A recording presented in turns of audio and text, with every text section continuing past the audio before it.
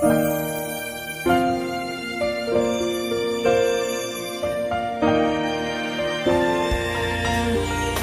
âme a soif de toi, mon cœur a faim de toi, mon ami.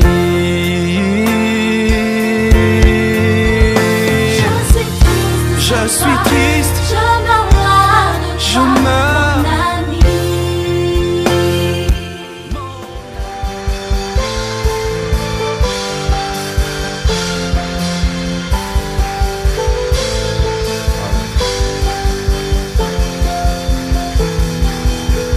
Gloire à Dieu.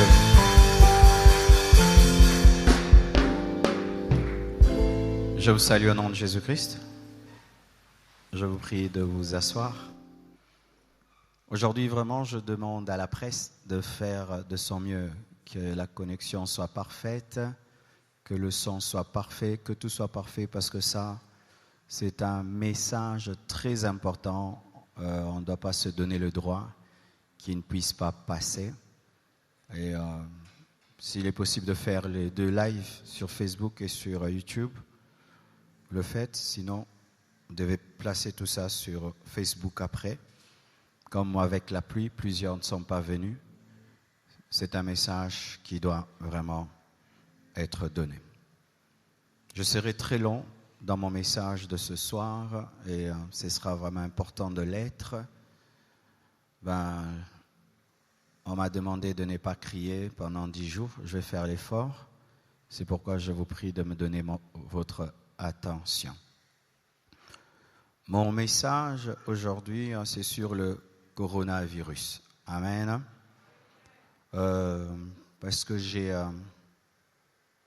pas pu prêcher pendant 3 semaines.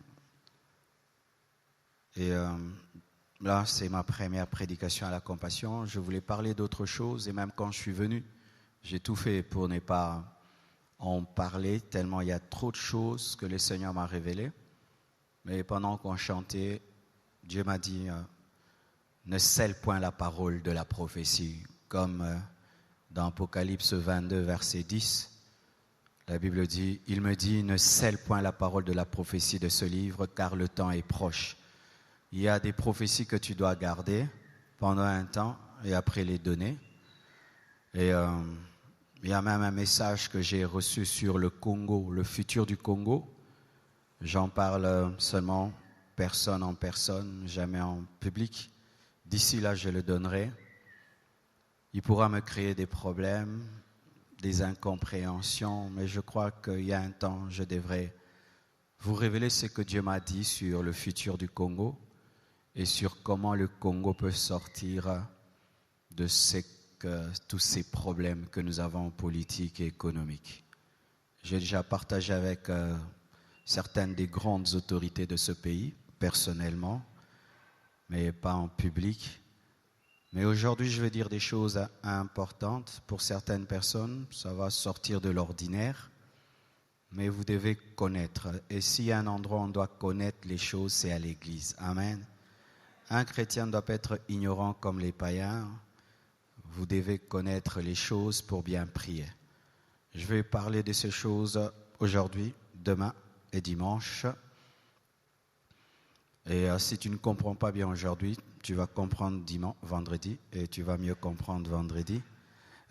Dimanche, si les églises seront toujours ouvertes, si on permettra toujours que nous puissions fonctionner comme ceci. Sinon, je vais faire un live que je vais mettre le vendredi ou le dimanche sur Internet.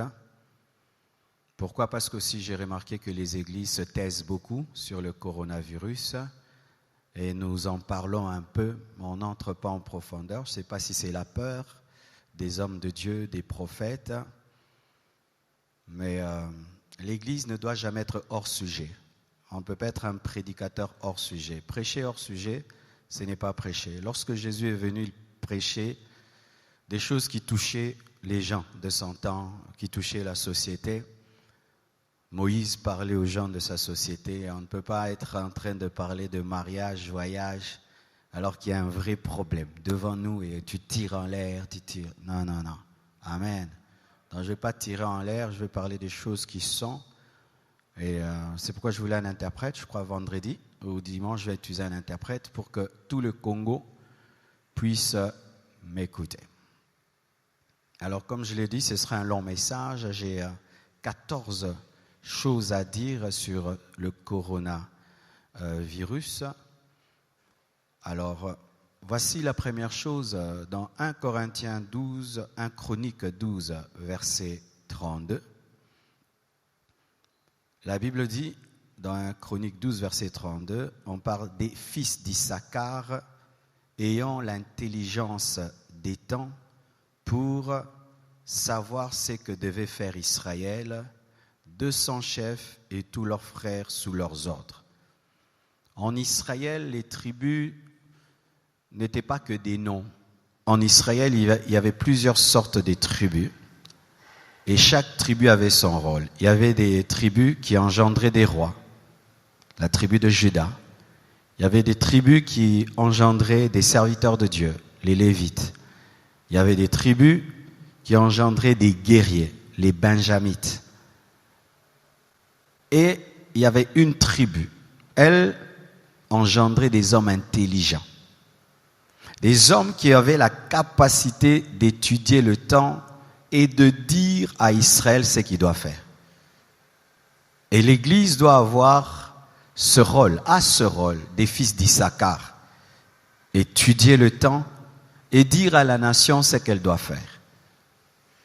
Une Église qui n'étudie pas le temps et qui n'a pas l'intelligence du temps et qui ne peut pas dire à la nation ce qu'elle doit faire, ce n'est pas une Église, car nous sommes le sel de la terre, la lumière du monde. Pendant qu'il y a la panique générale, aujourd'hui, dans les supermarchés, il y avait des files comme en Europe. Hier, mes enfants, on leur a dit de ne plus aller à l'école. Comme en Europe. Mes enfants, ce matin, ne sont pas allés à l'école. Comme en Europe. Et il y a une panique générale. Et les gens ont des questions. Et qui doit répondre aux questions?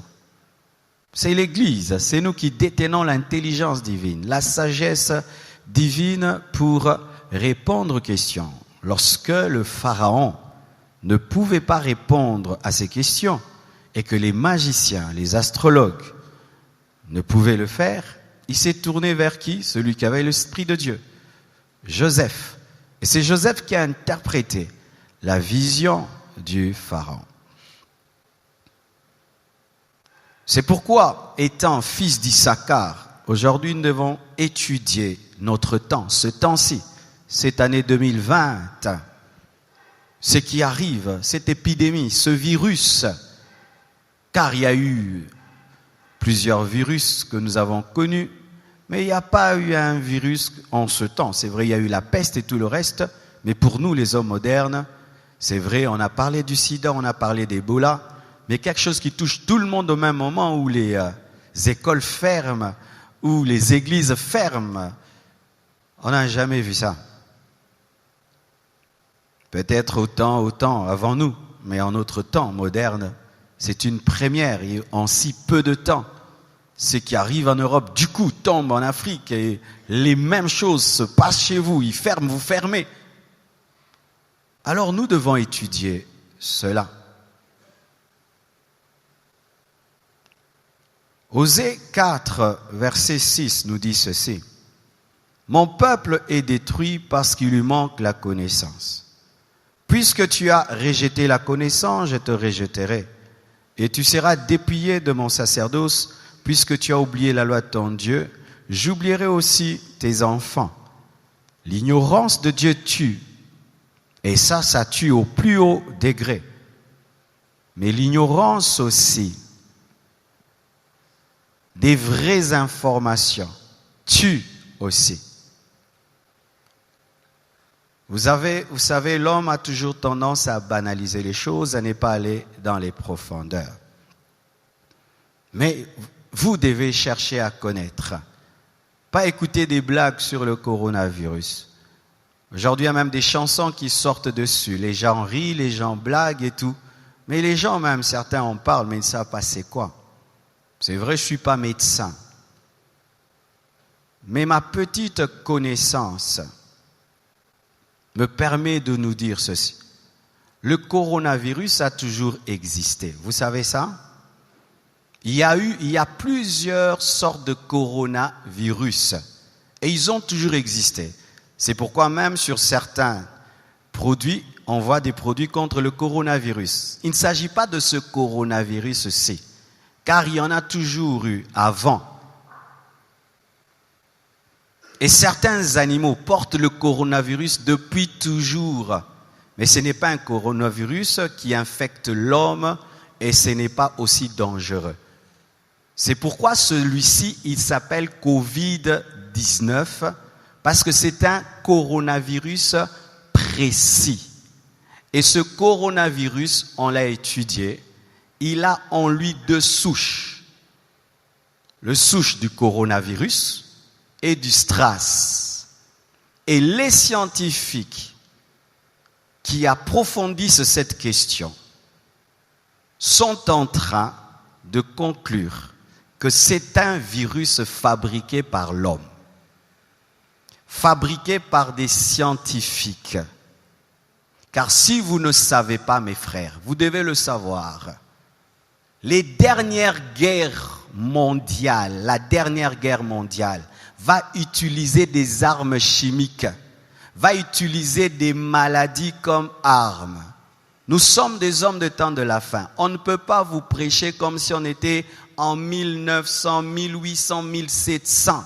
Aujourd'hui, un homme est capable de fabriquer une maladie. Aujourd'hui, un homme est capable de fabriquer un virus. Et là où l'épidémie a commencé, cette ville-là, c'est une ville dans laquelle il y a des laboratoires qui fabriquent des virus, des armes. Et j'en dois en parler, parce que si tout le monde se tait, nous allons chasser des démons. Sachez, mes frères, que certaines épidémies dans ce monde sont des épidémies créées. Ce sont des tests, des armes, où on teste sur l'homme, une arme qu'on va utiliser un jour. Et les Occidentaux, des fois, testent leurs armes en Afrique. Je ne vais pas entrer dans trop de politique, mais vous devez le savoir, mes frères. Et ce virus-ci n'est pas un virus naturel, c'est un virus qui a été créé par l'homme depuis, je crois, 2003. Il a toujours existé. Ils vous vaccineront quand ils voudront.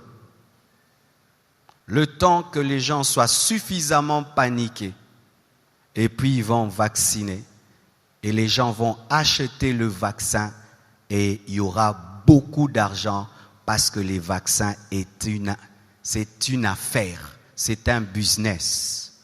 Chers Africains, vous devez savoir que la vaccination est un business. Même Ebola est un business. Il y a des gens qui sont devenus riches par Ebola. Il y a des gens qui ne veulent pas que les guerres s'arrêtent en Afrique parce que même la guerre est un business.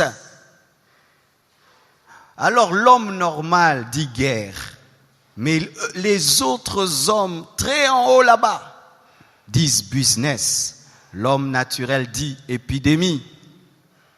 Les industries pharmaceutiques disent business.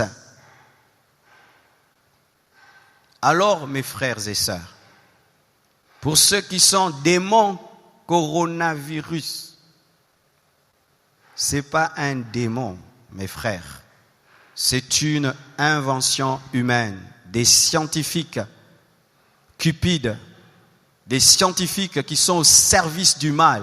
Car sachez que pendant la guerre mondiale, Hitler a utilisé des scientifiques. Quand on dit qu'on prenait les Juifs et qu'on les mettait dans les chambres à gaz et on les tuait, qui ont fait les chambres à gaz? C'était des hommes intelligents qui ont aidé un dictateur à tuer des hommes, à exterminer les hommes. Pour le vaccin, un jour, je vous parlerai même des vaccins. Un jour, si Dieu me permet, je vous parlerai de la vraie vérité qui est le vaccin, peut-être même ce soir. Parce qu'étant un homme de Dieu, je dois parler aussi de mes convictions. Mais ce n'est pas que je vous oblige. Je les partage. Celui qui est convaincu, il prend. Celui qui n'est pas convaincu, pas de problème, parce que ce ne sont pas des versets bibliques. Amen. Mais à un certain niveau à l'église, nous devons élever le niveau du débat. Amen. Que venir si faites très attention. Les hommes qui détruisent le monde, ils aiment une telle église, une église sans cerveau. Ils aiment les églises sans cerveau. Les pasteurs sans cerveau sont adorés par les manipulateurs. Parce que sachez qu'il y a des hommes très au sommet, au-delà même de nos présidents. Je ne parle même pas de nos présidents. Parce qu'au-delà des présidents et tout, il y a des grandes familles puissantes qui dirigent ce monde-ci, qui édictent des lois, qui changent des présidents, qui établissent des présidents, qui changent des lois. Et nous devons avoir la connaissance. Avant de prier pour une chose, tu dois connaître la chose. Amen. Hein? Avant de commencer à dire démon, tu dois dire, est-ce que vraiment c'est un démon? Ainsi, mes frères et sœurs, c'est un virus. Et il y a beaucoup de théories à ce sujet. Certains disent que c'est un virus qui, par mégarde, s'est échappé d'un laboratoire, que c'est un virus qui a été utilisé afin de se faire de l'argent, mais ce que vous devez savoir, c'est fabriqué par l'homme. C'est un poison fabriqué par l'homme. Ça, on ne vous dira pas. Alors, cela engendre une panique générale. Vous devez savoir que derrière le coronavirus, il y a maintenant une peur comme pas possible. Même les chrétiens ont peur. Mais la Bible nous dit ceci. Dans le psaume 91, verset 1 jusqu'au verset 8. Le psaume 91, verset 1 jusqu'au verset 8. Celui qui demeure sous l'abri du Très-Haut repose à l'ombre du Tout-Puissant. Je dis à l'Éternel, mon refuge et ma forteresse, mon Dieu en qui je me confie. Car c'est lui qui te délivre du filet de l'oiseleur, de la peste et de ses ravages. Il te couvrira de ses plumes et tu trouveras un refuge sous ses ailes. Sa fidélité est un bouclier et une cuirasse. Tu ne craindras ni les terreurs de la nuit, ni la flèche qui vole de jour, ni la peste qui marche dans les ténèbres, ni la contagion qui frappe en plein midi. Que 1000 tombent à ton côté et 10 000 à ta droite, tu ne seras point atteint. De tes yeux seulement, tu regarderas et tu verras la rétribution des méchants. La foi, la foi, la foi, pas la peur. La foi, pas la panique. La foi, pas la peur. Le chrétien n'a pas peur de la mort. S'il meurt, il va au ciel. S'il vit, il prêche l'évangile. S'il meurt, il va dans les paradis. S'il vit, il adore Jésus. S'il meurt, il va dans la nouvelle Jérusalem céleste. S'il meurt, il va au paradis. Et s'il vit, il prêche l'évangile. Que je vive, que je meure, c'est bon. Que je vive, que je meure, c'est bon. Je vis, je vous prêche. Je meurs, je vois Jésus. Je vis, j'enseigne. Je meurs, je rentre auprès de Papa. Tout est bon. Amen. Ce ne serait pas normal que pendant que le païen a peur, le chrétien a peur. Dieu nous promet sa protection dans les épidémies. Dieu nous promet sa protection dans les pandémies. Une pandémie, c'est lorsque une épidémie quitte un continent et va vers un autre. Et là, nous sommes plus dans une épidémie, nous sommes dans une pandémie. Mais malgré la pandémie, Dieu te dit qu'il va te protéger, il va te garder, il va te sécuriser. Ne tombe pas dans la panique, ne tombe pas dans la peur de la mort. Dieu te protège. Amen.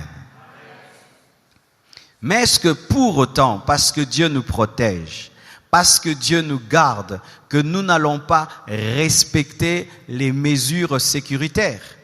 Est-ce que parce que Dieu nous garde, parce que Dieu nous protège, que nous allons continuer à nous saluer et mettre les mains sur nos bouches? Est-ce que parce que Dieu nous protège, que quelqu'un va tousser à côté de moi et je vais lui dire tousse encore? Est-ce que parce que Dieu nous protège, que quelqu'un sera enrhumé à côté de moi et plein de fièvre, que je veux lui dire ça ne fait rien? Non. L'équilibre. Je n'ai pas peur de la mort. Je n'ai pas peur de la maladie, mais je ne dois pas tenter Dieu. La Bible dit que vous boirez des breuvages mortels et vous ne mourrez point. Mais est-ce que pour autant tu vas prendre le poison? Si par mégarde on t'empoisonne, Dieu te protège. Mais si tu sais que le plat est empoisonné, tu ne le prends pas. C'est pourquoi nous devons, malgré que nous sommes des chrétiens, respecter les mesures sécuritaires. On ne se salue plus avec les mains. Amen. On vous impose les mains de loin. Parce qu'un pasteur peut être vecteur de beaucoup de microbes. Je te touche, tu transpires et puis j'impose à 20 personnes. Je prendrai donc sur ta tête ta transpiration que je vais communiquer à 20 personnes. Alléluia. Ainsi, nous devons, malgré que nous sommes des chrétiens et que nous n'avons pas peur, nous ne devons pas tenter Dieu. Amen. Nous devons. Alors nous ne devons pas nous moquer de ces églises, nous entendons en Europe, elles ont fermé. Ah, le pasteur n'a pas la foi, le pasteur n'a pas la foi, le pasteur n'a pas la foi. En Europe, il y a des gens qui ont été contaminés à l'église, il y a des prédicateurs qui ont été contaminés, il y a des familles de pasteurs qui ont été contaminées. Ce n'est pas parce que tu es chrétien que tu es fou. Amen, Ce n'est pas parce que tu es chrétien que tu sais qu'à l'école, il y a des enfants malades, toi aussi tu envoies tes enfants. Ce n'est pas parce que tu es chrétien, que tu es médecin, que tu ne vas pas porter le cache-nez. Ce n'est pas parce que tu es chrétien que tu ne vas pas laver les mains. Ce n'est pas parce que tu es chrétien que tu ne vas pas veiller sur ta santé. Sinon, il ne faut pas manger. Dieu va te nourrir. Il ne faut pas te laver. Dieu va te laver. Amen. Alors, mes frères, ne tombons pas dans la folie. Ayons la foi. Amen. Même Jésus, quand on voulait le tuer avant le temps, il fuyait. Jésus fuyait la mort quand ce n'était pas le temps de mourir. Il n'a pas dit « je suis le crucifié, tuez-moi ». Non, quand il était bébé, il a fui la mort. On l'a amené en Égypte. Chaque fois qu'on voulait le tuer avant le temps de Dieu, Jésus évitait, il fuyait. Mais quand le temps est venu, il a accepté la mort. Et la Bible dit ceci: « Soyez simples comme des colombes, prudents comme le serpent. » Donc, si demain on nous dit qu'il faut respecter un maître, tu respectes un maître. Amen. Si demain on dit, maintenant il y a des millions de personnes, même au Congo, les églises ferment, on ferme. Fermer l'église, ce n'est pas fermer la foi.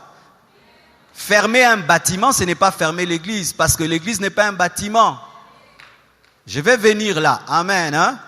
Parce qu'il y a des gens qui, au nom de la foi, ils vont aller tenter Dieu et Dieu va leur prouver ce verset de Matthieu 4, versets 5 à 7. La Bible dit dans Matthieu 4, versets 5 à 7, le diable transporta Jésus dans la ville sainte, le plaça sur le haut du temple et lui dit, si tu es le Fils de Dieu, jette-toi en bas, mets-toi en danger. Si tu es le Fils de Dieu, jette-toi en bas. Mets-toi en danger, Dieu te protège, car il est écrit, il donnera des ordres à ses anges à ton sujet, et ils te porteront sur les mains. Il lui présente une promesse de protection.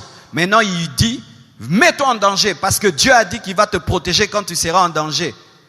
De peur que ton pied ne heurte contre une pierre. Jésus lui a dit quoi? Tu as raison, je vais te prouver que je suis fils de Dieu. Je vais me jeter et les anges vont venir. Il a fait ça. Il a dit quoi? Tu ne tenteras pas le Seigneur ton Dieu. C'est dire quoi? Tu n'obligeras pas Dieu à agir. On n'oblige pas Dieu à agir même s'il a promis. Dieu, tu as dit que 1000 tombent à ma droite, 1000 à ma gauche. Tu vois 50 personnes en train de tousser là-bas, à d'éternuer. Tu viens là-bas, robo-bo-bo-bo. Aux Covid-40. Amen. Hein? Parce que même j'ai écrit sur Internet, vous savez, la conférence qui était prévue à Montréal a été annulée. Ils m'ont appelé, ils m'ont dit que c'est annulé parce que la loi là-bas a interdit pour la sécurité du peuple. Et les gens disent, si vous étiez des hommes de Dieu, il fallait que vous puissiez, il fallait quand même tenir cette action-là. Même si tu la tiens. Mais les gens vont pas venir. Et même s'ils viennent, et alors tu vas mettre en danger la vie des gens pour prouver que toi tu as la foi. Prends tes propres enfants, fais-leur ça. Moi je ne suis pas un fou, je suis un homme de foi. Il y a une différence entre folie et foi. Amen. Hein? Alors mes frères et sœurs, Jésus ne s'est pas jeté parce que Dieu a dit qu'il allait le protéger. Mais si on le poussait, Dieu allait le protéger. Mais là on ne l'a pas poussé.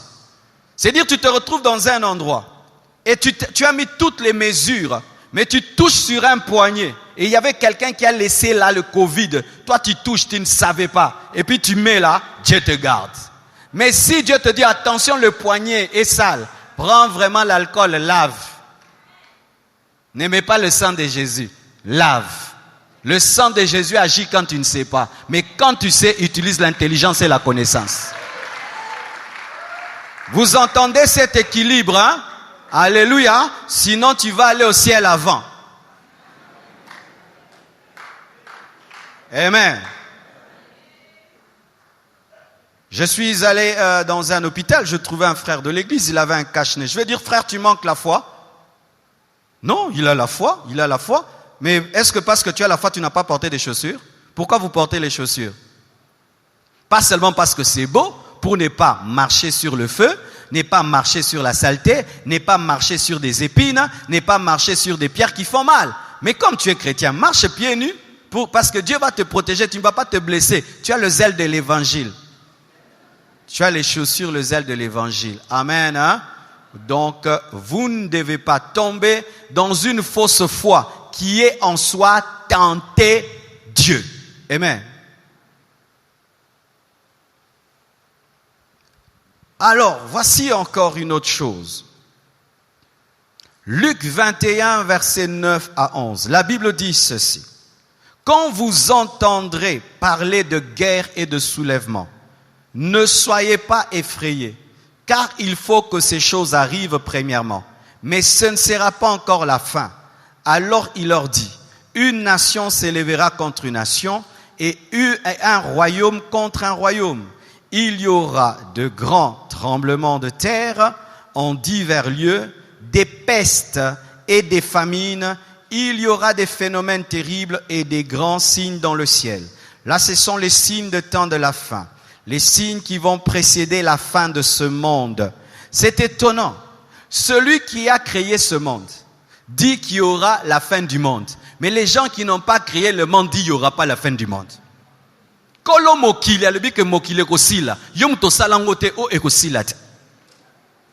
Le créateur de ce monde dit que ce monde prendra fin. Et parmi les signes des temps de la fin, il y a les soulèvements. Il y en a déjà. Il y a des soulèvements des nations contre d'autres, des royaumes contre d'autres, des tremblements de terre qui deviennent de plus en plus violents, des pestes. Et le coronavirus Covid-19 est un signe de peste. C'est une peste. C'est le terme que la Bible donne aux épidémies. Et c'est là que tu peux mettre le coronavirus dans la peste, dans Matthieu. Dans Luc 21, versets 9 à 11, les pestes. Le coronavirus est un des signes des temps de la fin.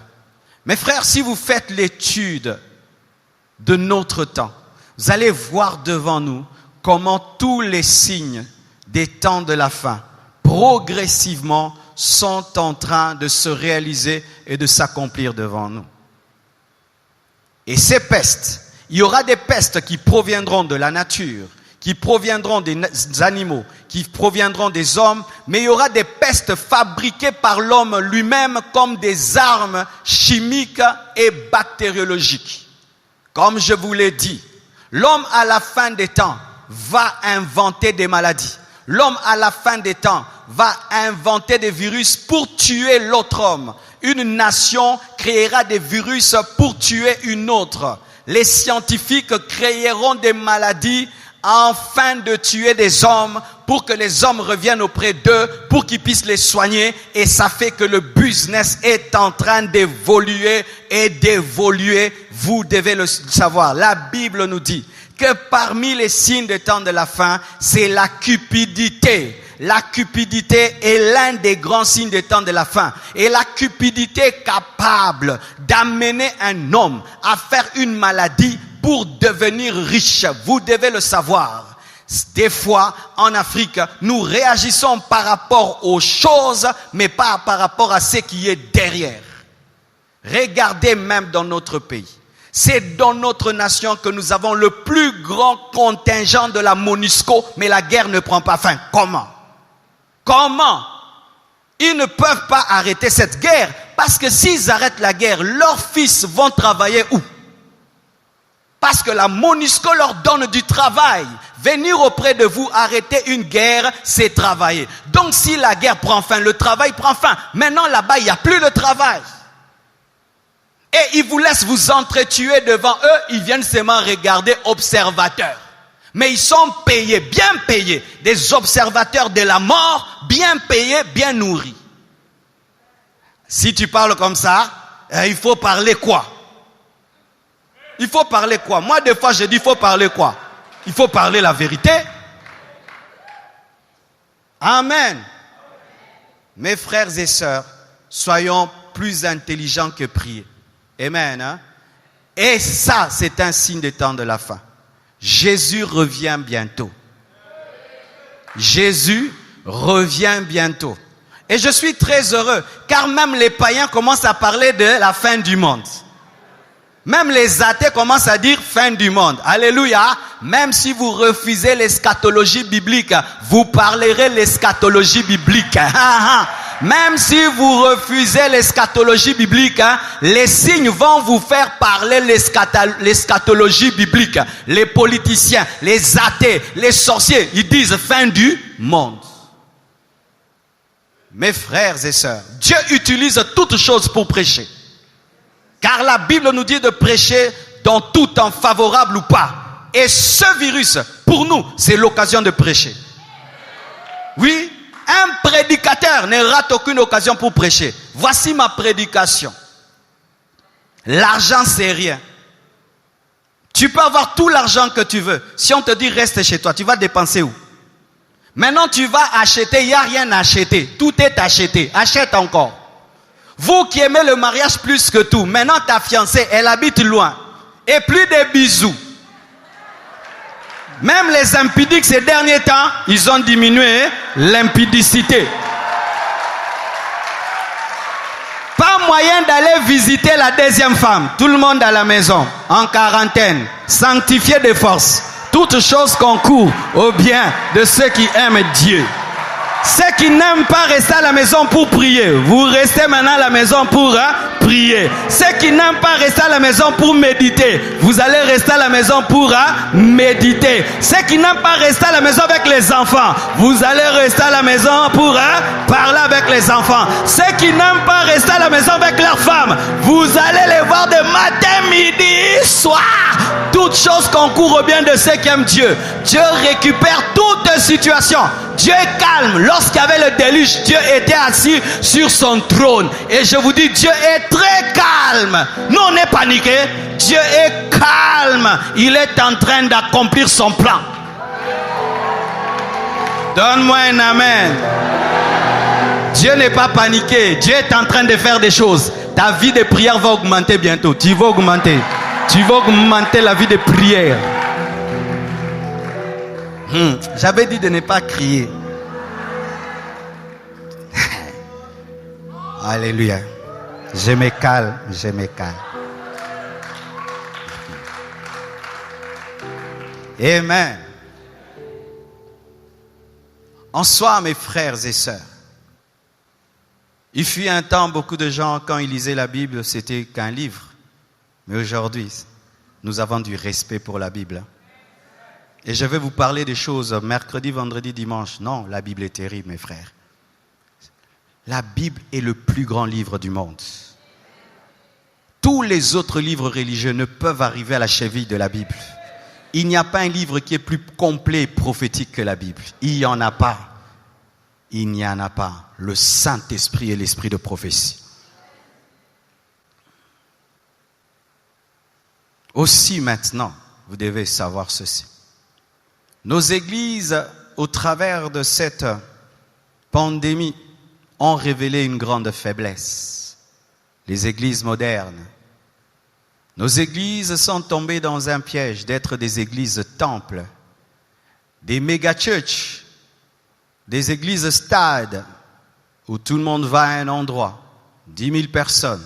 On dit Amen, chacun rentre chez lui à la maison. Notre fonctionnement, cher homme de Dieu, écoutez-moi, notre manière de fonctionner vient de se révéler fragile au travers de cette épreuve. Et Dieu nous prévient que nous devons changer la manière de travailler. Mais sachez que ce qui vient d'arriver est un test pour quelque chose de pire. Alors ce test doit nous réveiller, cher pasteur, cher homme de Dieu. Si pendant une année on fermait les églises, les fidèles iront où? Ils vont rester à la maison et certains risquent d'abandonner Dieu. Mais est-ce que l'église primitive fonctionnait ainsi? Car l'église primitive fonctionnait en une période également de restriction. Oui, car ils n'avaient pas une grande liberté, ils étaient persécutés. Et voici le secret, car tout est dans la parole. L'église qui sera enlevée ne sera pas une église bâtiment. Ah, ça c'est un secret que Dieu vient de me révéler. Les églises bâtiments auront un sérieux problème au temps de la fin. Les grandes églises où tout le monde va, et on sait que là-bas, tout le monde va là, auront un problème au temps de la fin. Et ça tombe bien, nous sommes une grande église. Les gens ne vont pas dire, il est jaloux des autres. Je vais lire un verset, puis je vais vous expliquer. Acte 2, 46 à 47 nous parle du fonctionnement de l'église primitive. Écoutez. Acte 2, 46 à 47. Ils étaient chaque jour, tous ensemble assidus au temple. Ils rompaient le pain dans les maisons, temple, maison.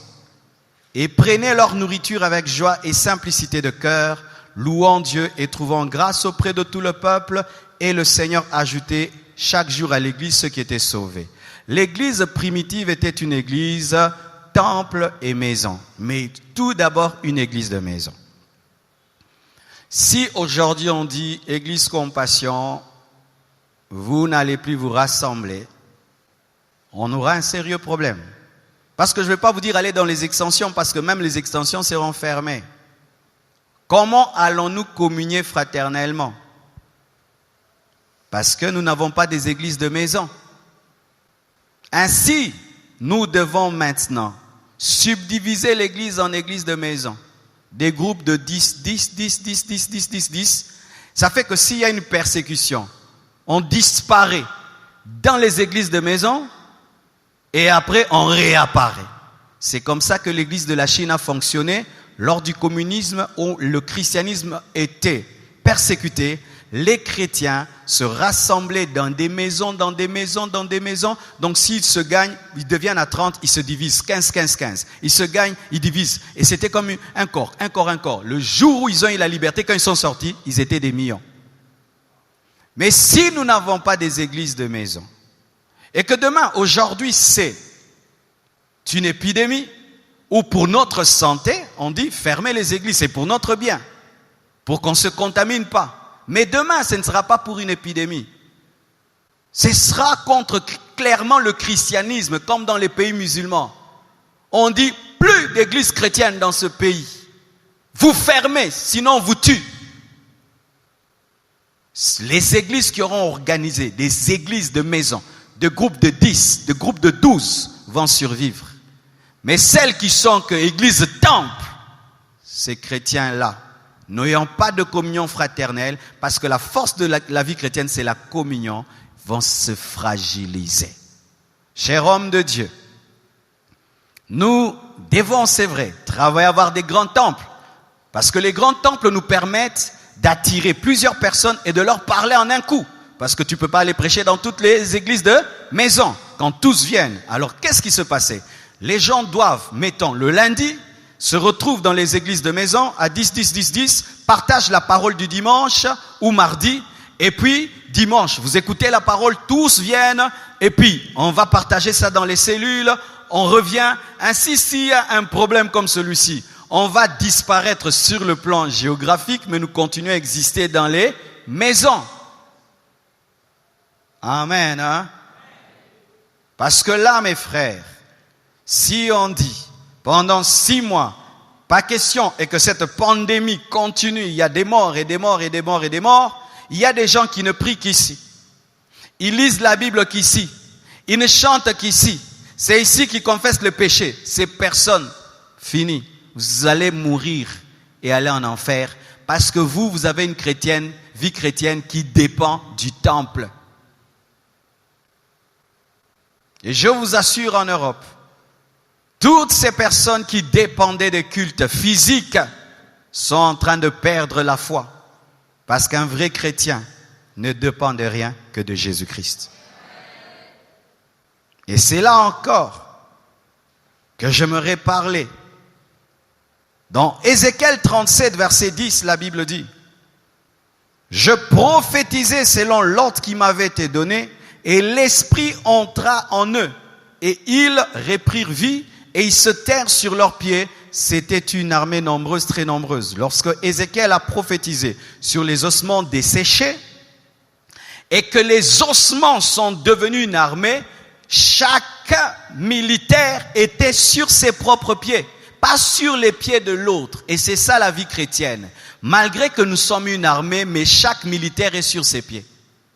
C'est-à-dire quoi? Tu ne dois pas avoir une vie chrétienne qui dépend de la communion fraternelle. Tu ne dois pas avoir une vie chrétienne qui dépend du pasteur. Tu ne dois pas avoir ces gens-là qui viennent, quand il vient là, la voiture du pasteur n'est pas là, il rentre à la maison. Quand il vient, le pasteur a voyagé, il reste à la maison. Il y a un groupe de 500 personnes dans cette église. Quand je voyage, on donne les statistiques, il y a toujours 500 personnes qui ne viennent pas. Et quand je reviens, ces personnes viennent. Alors maintenant, que dans certaines églises en Europe, le pasteur est parmi vous, mais il n'y a pas culte. Ces personnes font comment? Toi qui, quand tu viens à l'église, tu regardes ma chaise, et quand tu me vois assis là, tu dis, alléluia, il est là. Vous voyez, quand on vous prêchait et on vous disait, dépendez de Jésus, pas du pasteur, pas de ton frère, aujourd'hui, tu pries où? À l'église. Fais attention. En Europe maintenant, tous les gens qui priaient à l'église maintenant ne prient plus. Vont passer maintenant leur journée sur Internet. Parce que certains, c'est Internet. Et comme il y a culte, il vient à l'église, il prie quand même. Maintenant, il n'y a pas culte. Ce sera Internet, Alpha, Oméga, 1 mois d'Internet, 2 mois, 20 mois, 40. Quand on ouvre les églises après 6 mois, Toluko, Tokutona Persingao.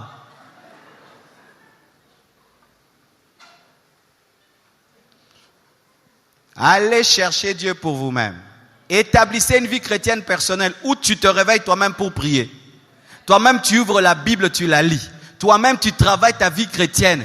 Pas par rapport au culte, pas par rapport au temple, pas par rapport au pasteur. Toi et Jésus sur tes propres pieds. Amen. Hein?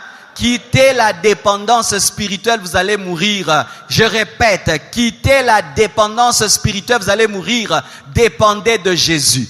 dépendez du Saint-Esprit, dépendez de Jésus, dépendez du Saint-Esprit. Je répète, dépendez. Vous qui avez là, un frère qui prie avec vous, un frère qui vous aide, un frère ceci, dépendez de Jésus.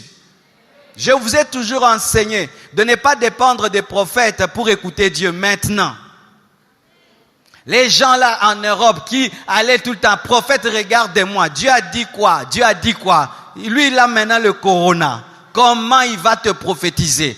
Lui, on lui a dit de fermer l'église. Comment il va te révéler des choses? Mais le Saint-Esprit n'attrape jamais le rhume. Le Saint-Esprit n'attrape jamais la fièvre. Le Saint-Esprit n'attrape jamais la toux. Alléluia!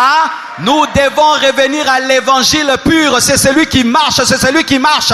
Je vous dis, c'est celui qui marche. Et cette situation l'a prouvé. Les chrétiens qui dépendent de rien, ils sont calmes, Ils sont calmes, qu'on ferme, qu'on ouvre. Lui, le chrétien, lui, il prie, lui, il craint Dieu. Sa crainte de Dieu ne vient pas d'un séminaire, d'une convention, d'une retraite. Lui, il aime Jésus. Il aime Jésus. C'est un chrétien pour lui-même. Mais si ta vie chrétienne, là, c'est pour la compassion,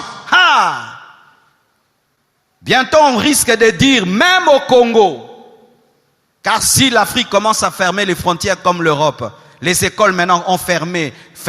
Et si on ferme les écoles, on va fermer aussi quoi? À l'église aussi, on se rassemble comme à l'école. Et ne pensez pas que moi je vais résister.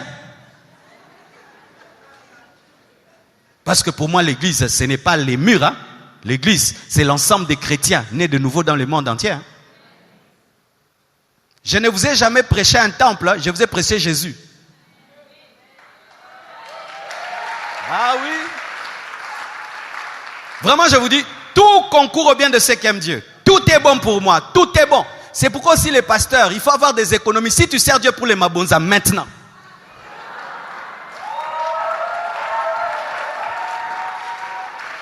Ou tu prends les dettes, je vais payer dimanche. Tu payes tes dettes dimanche. Maintenant, dimanche, on ferme l'église. Oui, dimanche. Et heureusement, si on a acheté la parcelle, maintenant, si on était locataire. Quand je vous enseignais sur l'économie, quand je vous enseignais sur l'investissement, qui est culte ou pas, moi j'ai des business. Je ne viens pas prêcher pour l'argent. Je viens prêcher, j'ai le fardeau, c'est tout. Mais pas pour vivre, non. Boigna. Maintenant, les pasteurs qui n'avaient pas des économies vont déranger ceux qui ont des économies. Ne me dérangez pas.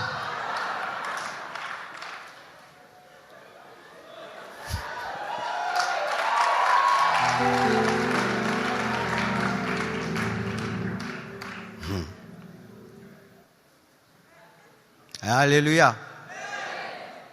On nous disait toujours depuis longtemps, il faut consommer bio, il faut avoir des carottes derrière la maison. On n'écoutait pas. On nous disait de mettre les ndunda, ngandunda.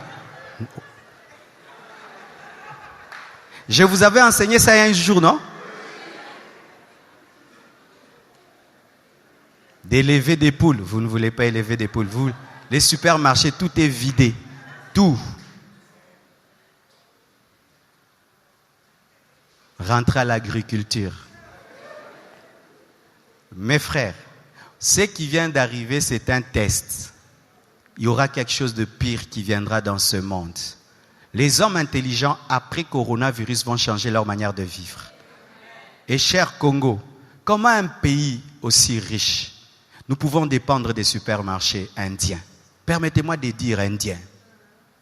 Comment un pays aussi riche, nous pouvons dépendre des Chinois? Avec toutes ces terres arables que nous avons. Parce que le Belge nous a enseigné que travail, c'est aller au bureau. Élever des cochons, élever des vaches, planter des tomates, planter le pondou, planter les bitékou-tékou, planter des carottes, cultiver la terre. Aujourd'hui, les gens qui ont des plantations vont devenir riches, vrai ou faux? Car lorsque les supermarchés vont fermer, se vider, les gens iront acheter la nourriture où? Et il peut faire grimper les prix parce qu'il a le monopole. Mais toi, tu es croué. Un cultivateur, Jacob, Isaac, il était qui? Il s'aima, il récolta. S'aimer là, ce n'est pas donner l'offrande, c'est planter. Nos pères dans la foi étaient des éleveurs et des cultivateurs. Quand nous parlons de la richesse d'Abraham, de Job, c'était quoi? L'élevage. Vous voyez que la Bible a toujours raison.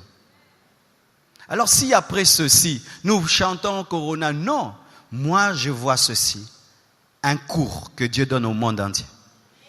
Car même dans la méchanceté des hommes, Dieu utilise toujours tout pour enseigner. Changez votre comportement et votre attitude. Car le Congolais qui vit au jour le jour, si le supermarché ferme et on dit confinement, tout le monde à la maison, combien d'entre vous avez la provision? Et même si tu as la provision, tu auras pour combien de mois? Après 2 mois, 3 mois, après. Mais ceux qui ont des élevages, qui ont des poules qui donnent des œufs, tu peux faire les œufs bouillis, les œufs grillés, même les œufs crus. Ceux qui ont des mangues, des manguiers et des avocatiers. Mais chez vous, tout est pavé. Pourquoi? Les films nigérians. Des maisons où tout est pavé. Tout est pavé. Il n'y a pas de verdure, rien. Même pas un arbre. Pourquoi? On a vu ça dans les films nigérians. Vous voyez ça? Des gens qui coupent leurs arbres, qui coupent des avocatiers. Pour mettre quoi? Le béton.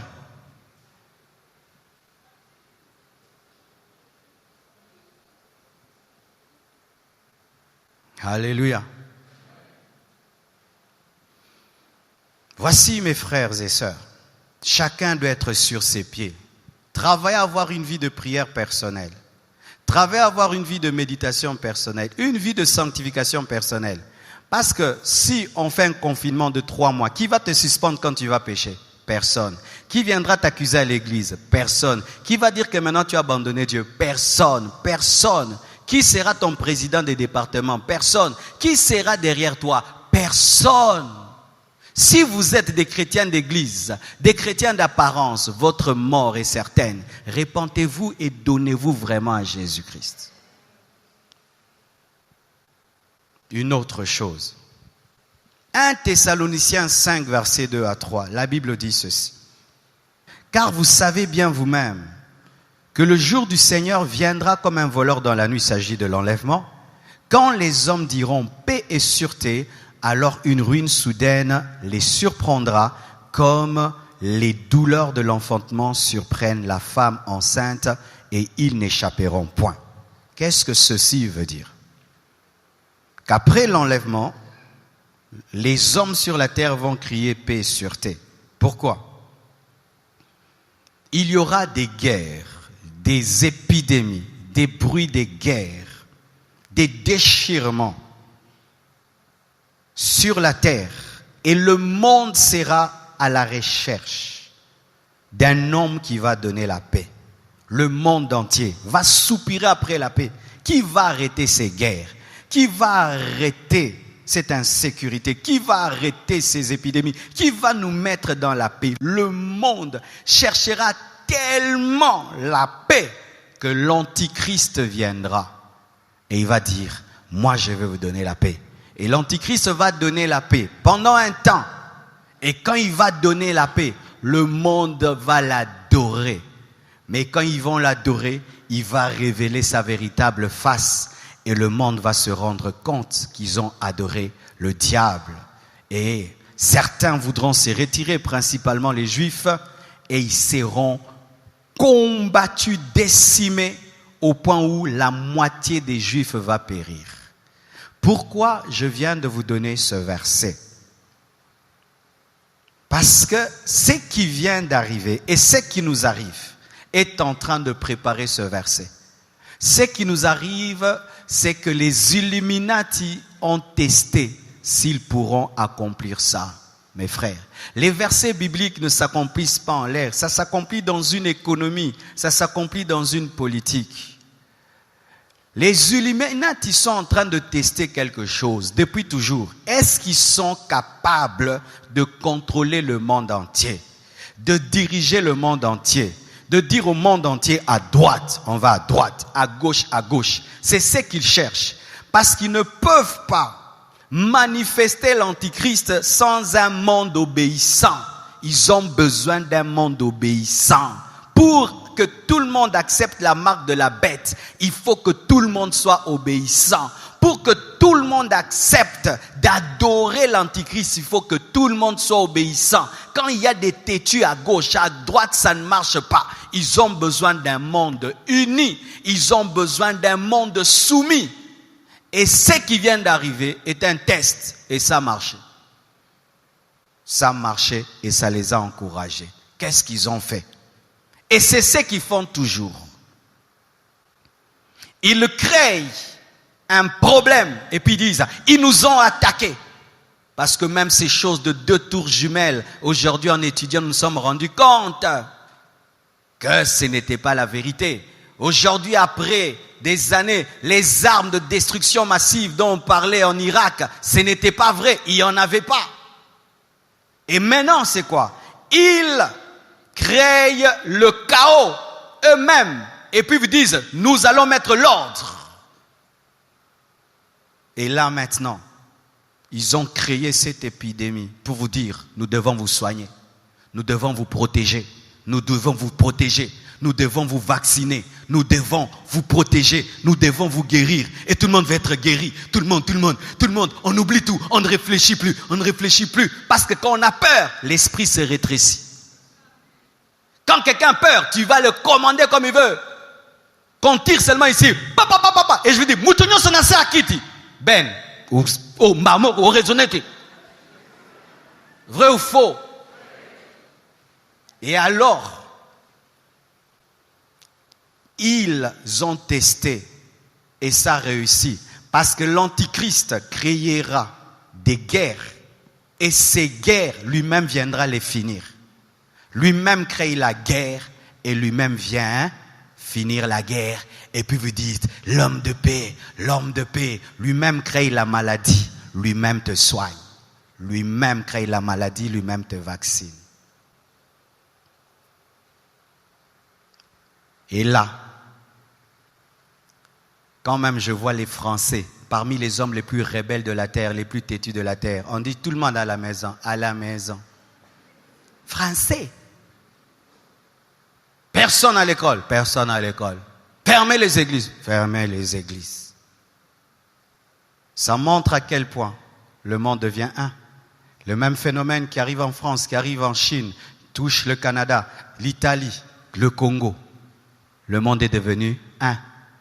Nous ne sommes plus dans ce monde-là où il y a la Chine d'un côté, l'Afrique d'un côté. Une maladie touche la Chine, va en Italie, va en France, va ceci, vient au Congo.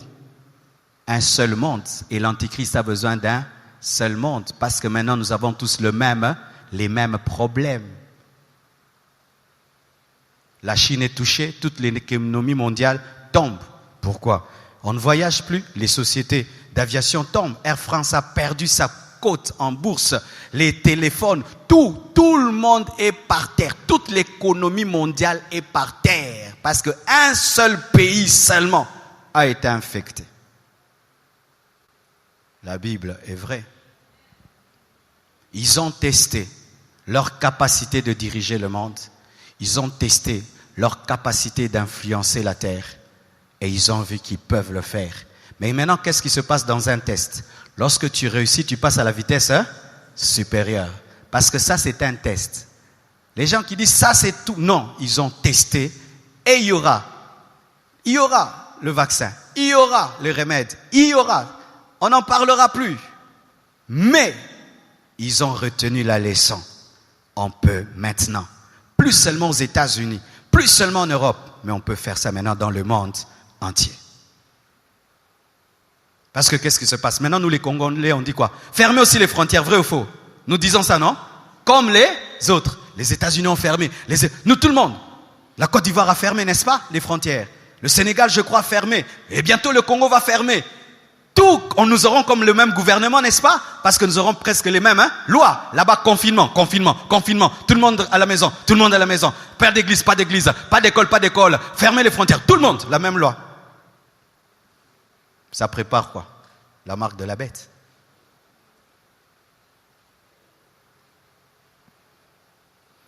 Alors, voici une vérité que vous devez savoir aussi.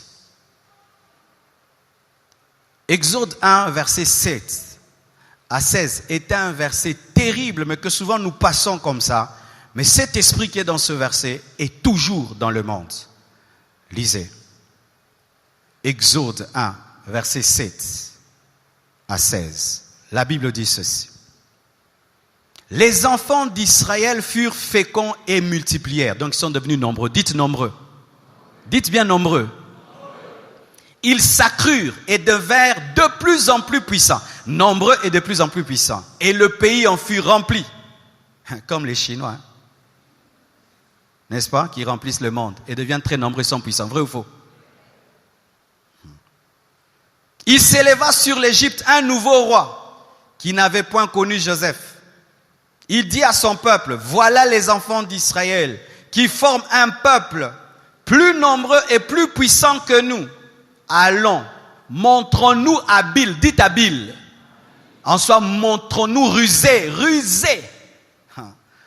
Lorsqu'ils veulent tuer, ils disent on doit être habile, on doit être intelligent.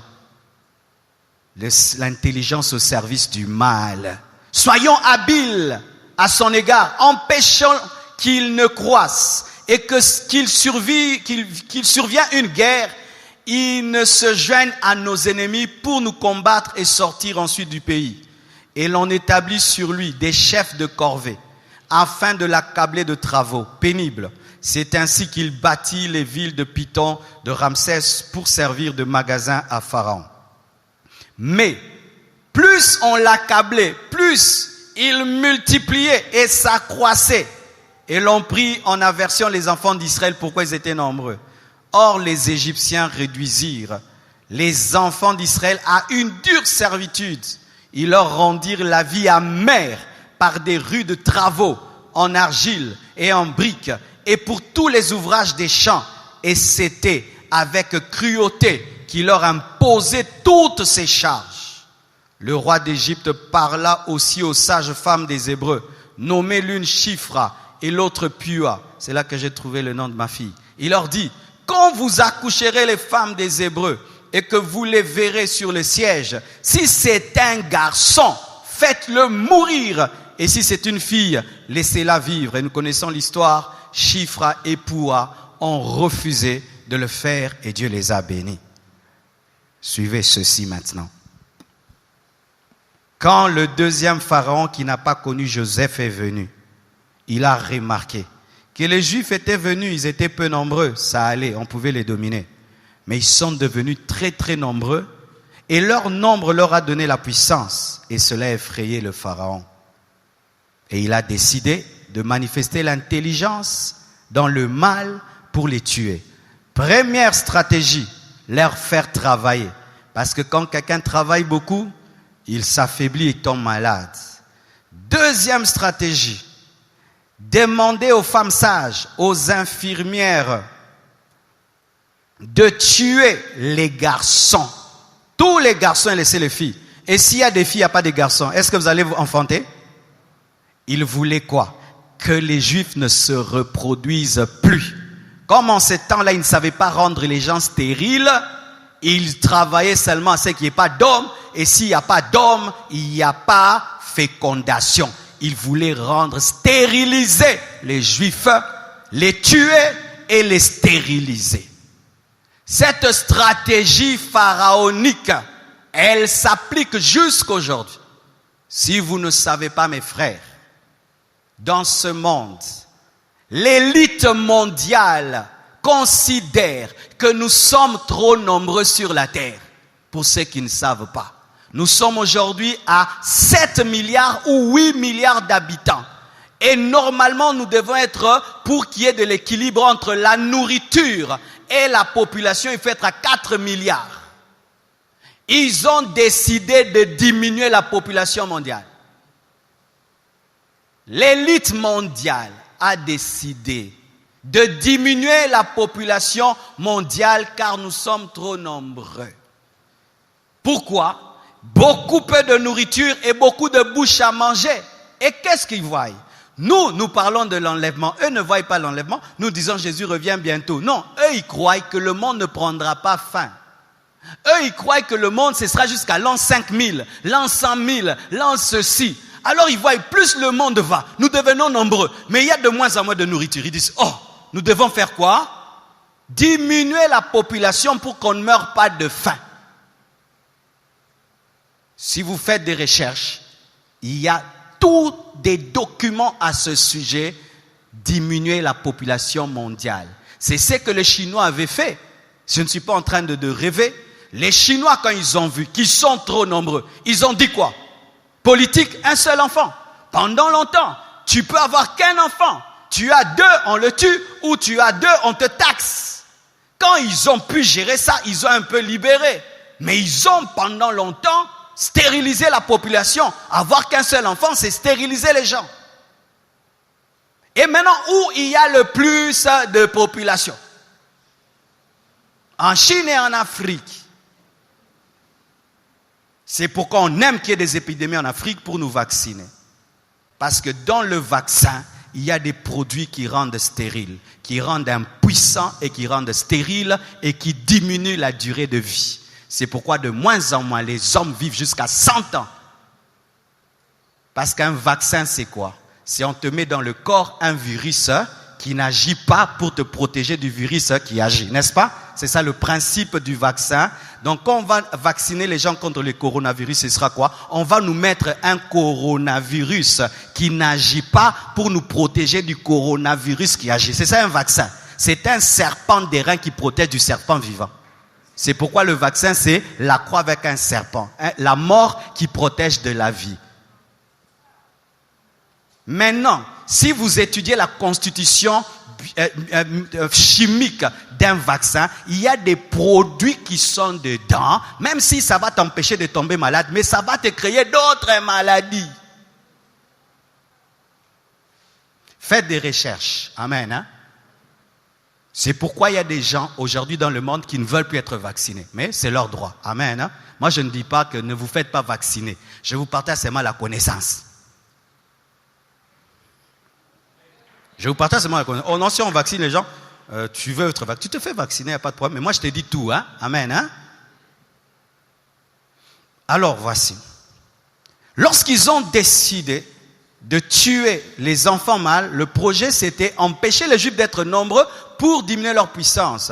Parce qu'ils ont fait des études que nous devenons de plus en plus nombreux. Pour ceux qui ne savent pas, mes frères, même aujourd'hui en Afrique, nous sommes devenus, nous, le Congo, le poumon du monde. Vous savez ça? Notre forêt équatoriale, il y a un endroit dans notre forêt équatoriale où l'homme n'a jamais rien touché. C'est là où il y a l'oxygène pur qui stabilise l'oxygène dans le monde. Nous sommes devenus le poumon. Et ça fait maintenant quoi? Plus il y a des gens, plus on respire, plus il y a des voitures, plus il y a d'avions, plus il y a. Et on dit aux gens, arrêtez la pollution, nous continuons à polluer.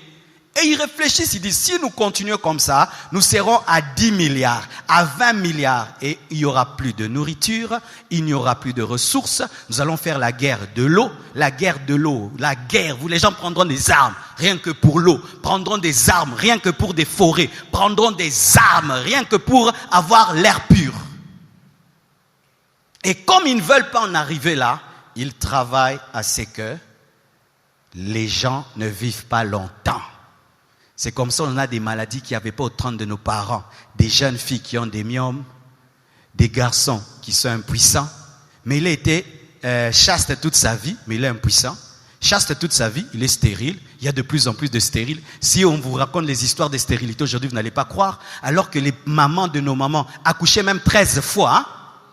13 fois, 12 fois, à voix basse, par voix basse plutôt. Mais aujourd'hui, pour un rien, premier enfant, césarienne. Et quand on te fait une fois la césarienne, tu ne peux pas avoir plus de 3 enfants. Et les médecins, la tendance c'est quoi? Césarienne. Césarienne, parce que quand tu fais la césarienne, ça fait plus d'argent qu'une femme qui accouche par voix basse. Et les médecins de plus en plus poussent les gens quoi? Aux femmes, césarienne, césarienne. Et quand tu as coupé 2 fois, 3 fois, tu ne peux plus ajouter plus. Moins de gens sur la terre. Et regardez même cette maladie-ci. Elle tue plus qu'il est vieillard. Pourquoi? Pour qu'il quitte la terre, non? Vite. Parce que là-bas, on doit toujours en prendre soin. Les nourrir, mais ils ne travaillent pas.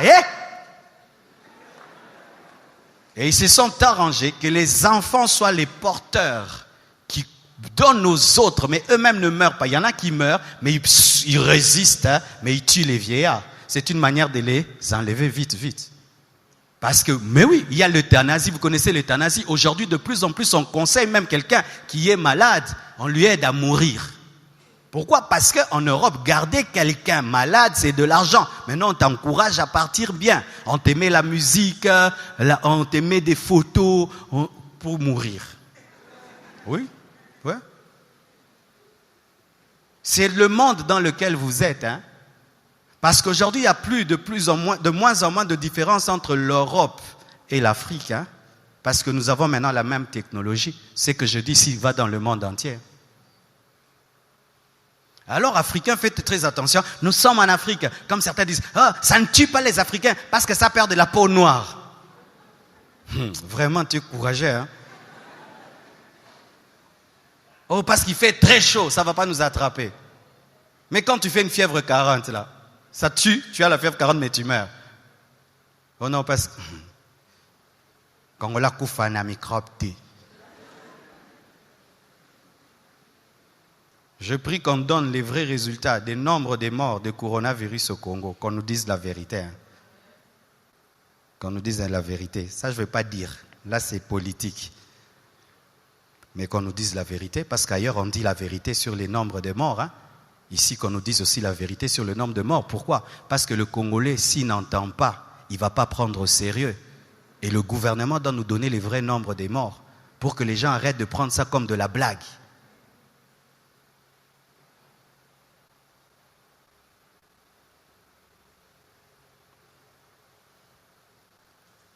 Alors voici une autre chose. Romains 10, versets 1 à 2. La Bible dit ceci. Frères, le vœu de mon cœur et ma prière à Dieu pour eux, c'est qu'ils soient sauvés. Je leur rends le témoignage qu'ils ont du zèle pour Dieu, mais sans intelligence. Il s'agit des Juifs, mais voici un enseignement, qu'il est possible d'avoir du zèle pour Dieu, mais sans intelligence. Et intelligence, c'est-à-dire que tu peux servir Dieu, mais tu ne le sers pas avec intelligence, tu ne le sers pas bien. Et maintenant, comment l'Église va traverser cette période? Il faut qu'elle combine le zèle et l'intelligence. Si seulement nous sommes zélés, mais les pasteurs, nous n'ajoutons pas l'intelligence, nous aurons un problème. Voici. Nous devons utiliser la technologie. Amen. Ça veut dire, et je bénis Dieu pour certaines églises en Europe qui ont déjà compris cela, c'est que elles font maintenant des cultes live. Amen. Si aujourd'hui à Kinshasa on dit plus d'églises, ne vous en faites pas, je serai dans vos téléphones. Donc le matin quand je me réveille, je viens ici. Sans église, caméra. Et je vous dis, soyez branchés. Puis je vous prêche. Et puis vous envoyez aussi les offrandes par M-Pesa.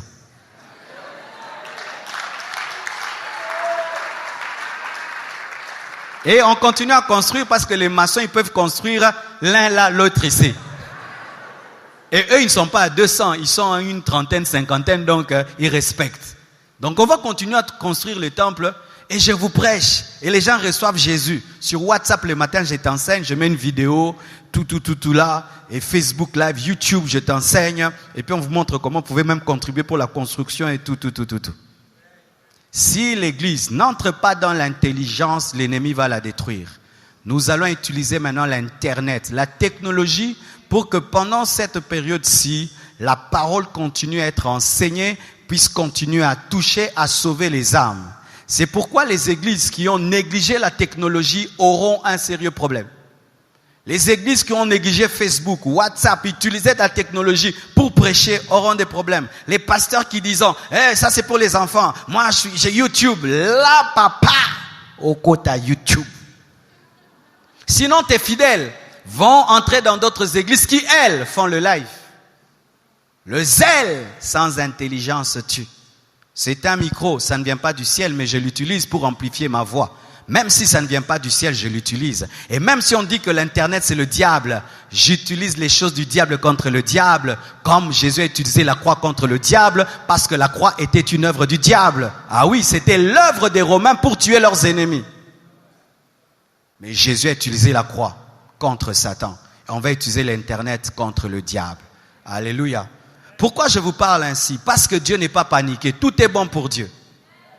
Tout est bon pour Dieu. Donc ne soyez pas paniqués. Amen. Hein? Oh, bakokanga skoyo, te bokangelo, te to changer mode. Amen. Mende, na boeto mona asumingite. Si cela arrive ici, ce pourrait aussi que ça ne nous arrive pas, qu'on arrive jusqu'au point de fermer les églises.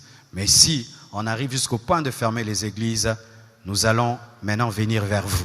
Comme toi, tu ne pourras pas venir vers l'église, nous allons aller vers toi. Et quand la période va passer, nous allons subdiviser l'église en familles, de 12, parce qu'il y aura dans les années qui viennent pire que ceci. Amen. L'ennemi cherche ceci pendant cette période. Dans Romains 10, versets 13 à 15, la Bible dit « Car quiconque invoquera le nom du Seigneur sera sauvé. Mais comment donc invoqueront-ils celui en qui ils n'ont pas cru? Et comment croiront-ils en celui dont ils n'ont pas entendu parler? Et comment entendront-ils parler s'il n'y a personne qui prêche? Et comment y aura-t-il des prédicateurs s'ils ne sont pas envoyés? Selon qu'il est écrit qu'ils sont beaux les pieds de ceux qui annoncent la paix, de ceux qui annoncent les bonnes nouvelles. » L'ennemi, au travers de cette pandémie, cherche à contrecarrer l'évangélisation pour que les hommes ne soient pas sauvés. Parce que pour qu'un homme soit sauvé, il doit croire. Pour qu'il croie, il doit entendre. Pour qu'il entende, il faut que quelqu'un parle. Et pour que quelqu'un parle, il faut qu'il prêche. Et pour qu'il prêche, il doit être envoyé. Ainsi, pour que le plan de l'ennemi contre l'évangélisation ne réussisse pas, parce que là, regardez, nous avons annulé la conférence qui aura lieu au Canada, et peut-être d'autres encore et d'autres encore, pour que le plan de l'ennemi ne réussisse pas, pour contrecarrer les croisades, les séminaires et tout le reste, nous allons travailler sur Internet. Alléluia. Nous allons travailler sur Internet, et si nous ne pouvons pas regrouper les gens dans un lieu, nous pouvons les impacter chacun chez lui. Car ce qui est important pour Dieu, ce n'est pas un rassemblement, c'est un impact. Amen.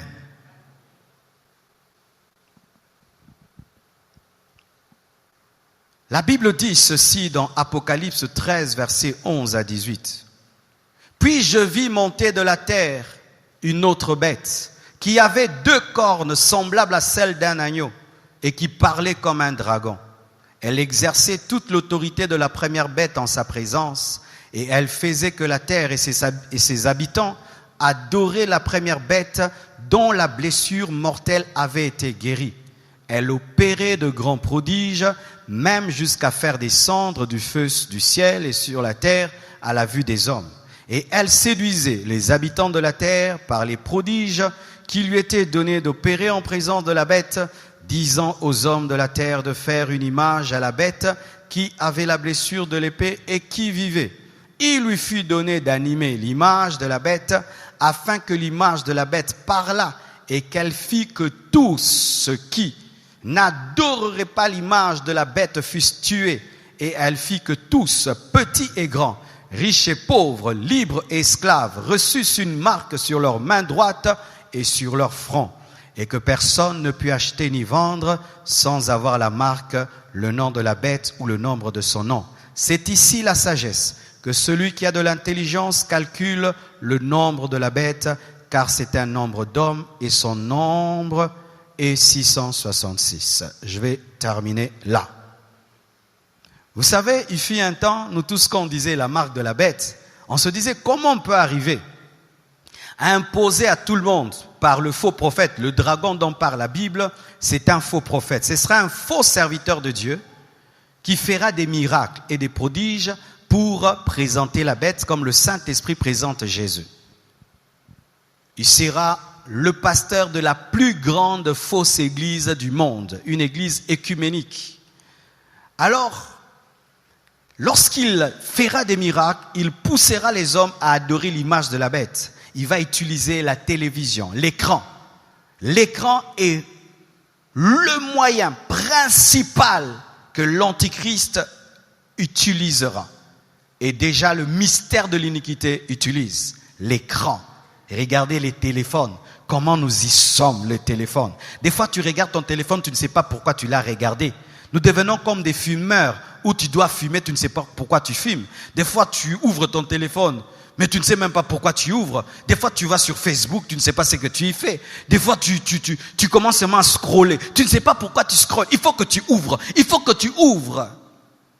Cet écran sera puissamment utilisé pour adorer le diable. Aujourd'hui, peut-être ici vous ne voyez pas, mais la première fois, quand je suis arrivé à New York et on m'a amené dans les avenues, j'ai oublié le nom encore de cette grande avenue du monde. Mes frères, il y a des immeubles qui sont des écrans. Donc il y a des écrans partout au point où tu penses marcher dans une télévision ou un ordinateur. Des écrans partout où même tu peux faire un accident parce que la publicité est à outrance.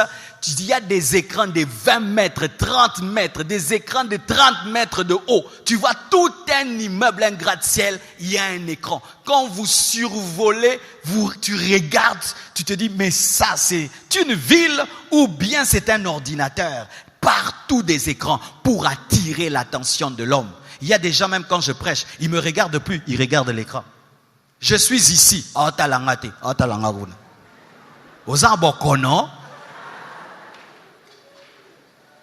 Je suis là.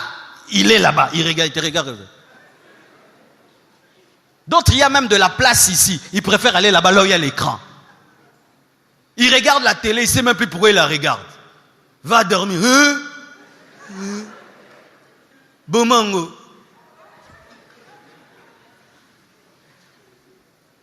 L'écran parle de la technologie. La technologie va faciliter la marque de la bête.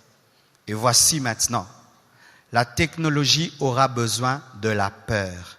La marque de la bête aura besoin de la peur. Retenez ceci, la peur, l'écran et la marque de la bête.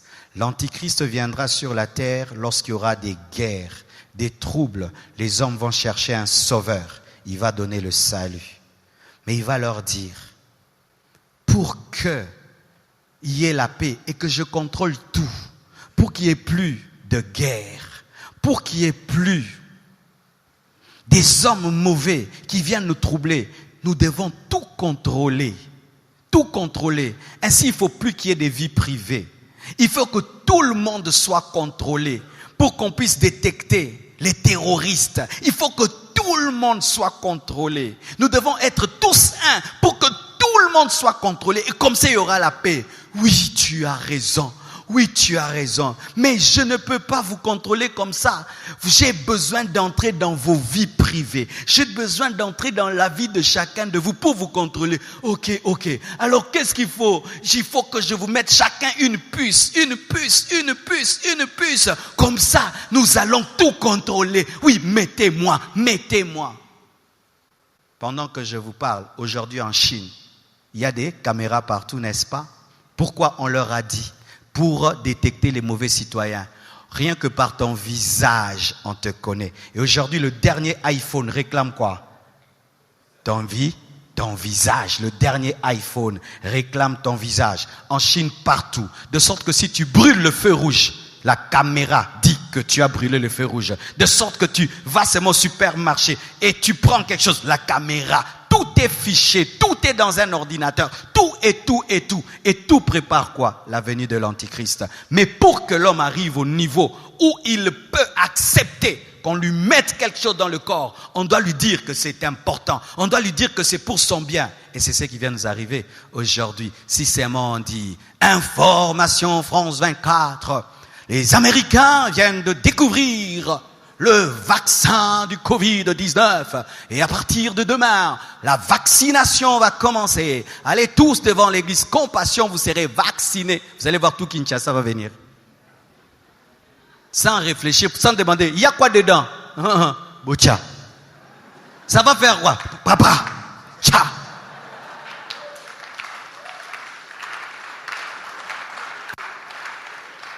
La peur permet de faire tout ce qu'on veut. La peur permet de diriger. La peur permet de contrôler. Les dictateurs le savent. Il faut effrayer un peuple pour lui faire accepter tout. La marque de la bête, ce sera une combinaison de technologie et de peur. Alors, étant des chrétiens, mes frères, ne soyez pas seulement dans le fait de dire « Corona, Corona ». Il y a au-delà du Corona des enjeux eschatologiques, des enjeux économiques, des enjeux politiques, des enjeux spirituels derrière ceci. C'est pourquoi je clôture en disant ceci. Dans 1 Pierre 4, verset 7. La fin de toute chose est proche. Soyez donc sages et sobres pour vaquer à la prière. Avant tout, ayez les uns pour les autres une ardente charité, car la charité couvre une multitude de péchés. Soyez sages, soyez sobres, vaquez à la prière, ne tombez pas dans la distraction. En dépit de tout ce qui arrive, soyez dans la prière. Prions pour que cette épidémie, vraiment, aille loin de nous, aille loin du monde.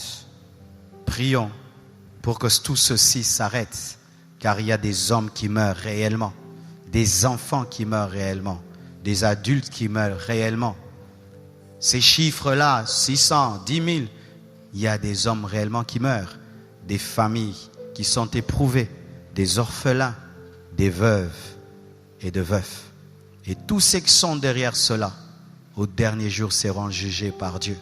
Car s'il faut envoyer des maladies sur la terre pour s'enrichir, pour contrôler, pour diriger, rien que pour ça, sachez qu'au dernier jour, même l'élite mondiale rendra des comptes à Dieu. Amen. Vraiment, j'assume ce que j'ai dit. Ça peut être rare que quelqu'un dise cela, mais j'assume ce que j'ai dit. Amen. Que Dieu vous bénisse abondamment.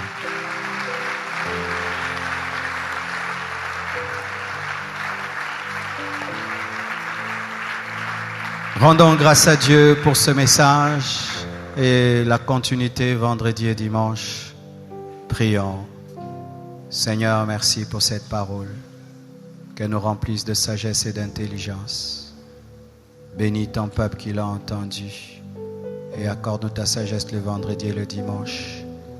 J'implore ta grâce et ta connaissance et je prie, Père éternel, mon Dieu, que ton règne vienne sur la terre et que derrière tout ceci, tu puisses, Seigneur, te glorifier.